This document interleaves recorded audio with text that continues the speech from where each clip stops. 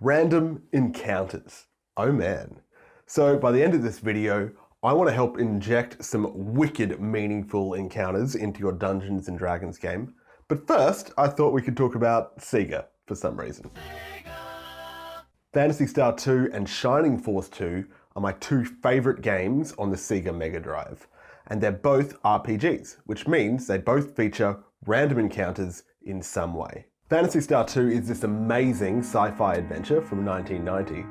When they're faced with this impending biodisaster, Rolf, this blue-haired anime boy, and his neo-human companion Nei set out to investigate the failing ecosystem. Now, there's a lot I love about this game. I love the art, I love the story, I love the music. Man, listen to this banger. But every 2.5 steps, random encounter. So, what are some good reasons for having random encounters in a video game like this? Well, I can think of 3 reasons. First is that it pads out the game's content, which makes it longer. The second is that it impedes progress, which makes it more challenging. And the third is to catch Pokemon. So that's a mathematically random encounter, which tests the probability of encountering an enemy every few steps. And depending on your preferences, this can either be a good thing or a bad thing.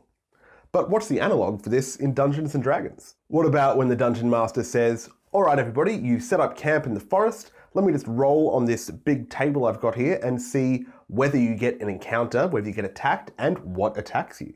Now all these books, especially like Xanathar's Guide to Everything, have these exhaustive lists of all different kinds of themes for your random encounter, the kinds of things that will come attack you. Is it goblins? Is it witches? Is it whatever? But rather than rolling, if you've decided that you would like to have a chance at a random encounter, I think that you're better off just picking whichever one is your favorite. That's a quick hot tip. And there is some utility here because, oh no. Hey Matt, can you wash the dishes? 5 minutes later. And just like Phantasy Star 2, Dungeons & Dragons gets a lot of uses out of these random encounters. So for example, if your players are breezing through your content and they're going to finish the session early, you might want to make the game longer, and you can do that by putting in random encounters. Or if you want to threaten your players, if you want to whittle down their resources and put the fear of God in them, that's the fear of you, my mate. So if you want to scare them, then maybe you can challenge them with a random encounter. But in general, I personally find random encounters pretty jarring. I think that it's a real speed bump in the narrative process. It takes me out of that correct headspace. And sometimes they feel inconsequential, like a waste of time. And that's my main currency as an adult, time. Time is contagious and precious, and I'm so protective of it. Why are we fighting these bugs, Phantasy Star? Who are these to my characters? Why is this worth our time? Dungeon Master, why are we fighting these orcs? Who are they to my character? Why is this worth our time? And that's the question I want you to ask of every encounter in your games. Why is this worth our time? And if you don't have a good answer, maybe it's not worth your time. All right, let's step back into Sega land.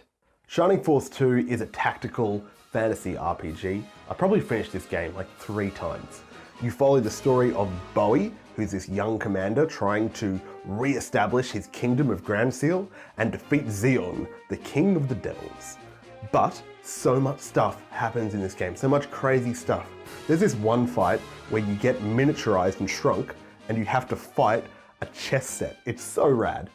Now, the best part of this game is that almost every encounter is a curated, meaningful experience. That's because in this game, the battles are where the story plays out. In this encounter, we're trying to save a laborer from being eaten by this witch so we can finish rebuilding our village. In this encounter, we're trying to recover a tank from this ancient titan. Or in this encounter, midway through, this Pegasus Knight betrays the enemy and joins our team. How rad is that? Almost every fight starts with some revealing dialogue, so most encounters, they feel like they sit snugly in the context of the story and they have real purpose. That is, every fight except this one. This battle has no dialogue, no exciting set pieces, no particular story goals. It's not a mathematically random encounter because every time you play this game on this specific screen, you have to fight this anonymous group of monsters. But it's doing all similar things to a mathematically random encounter.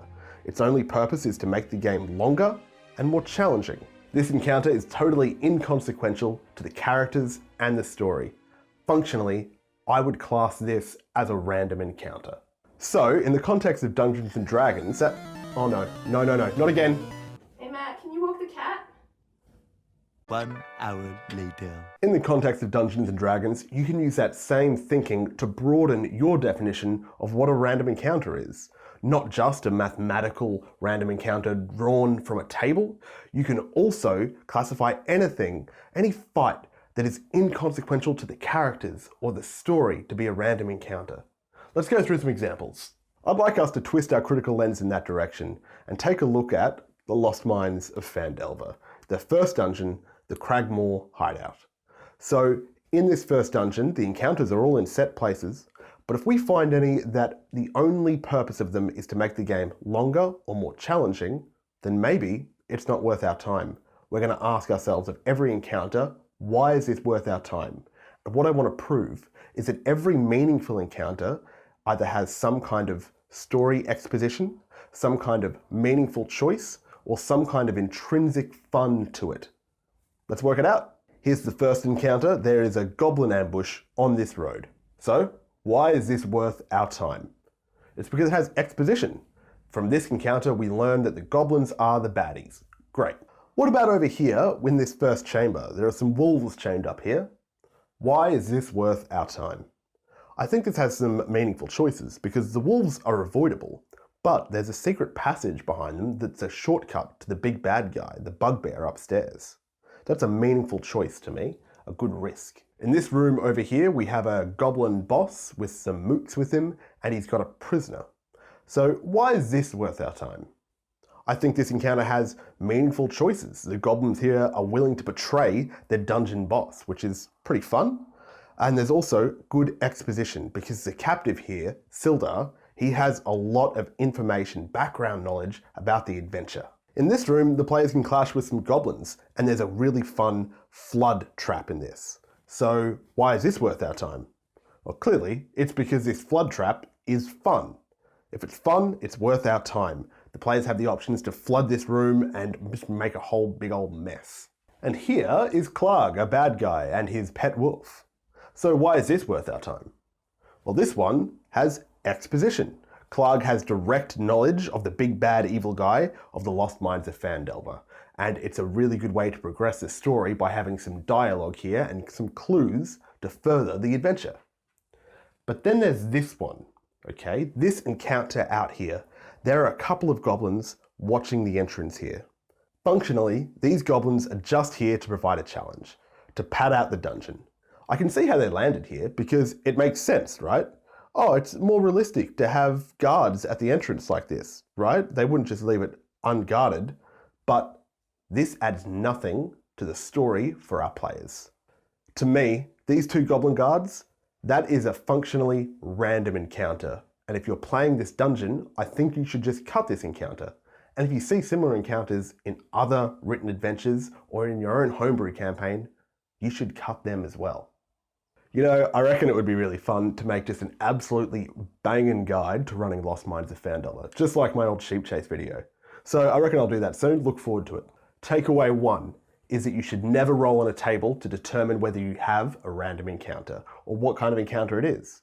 Instead, you should just select the most appropriate, your favorite, the best one.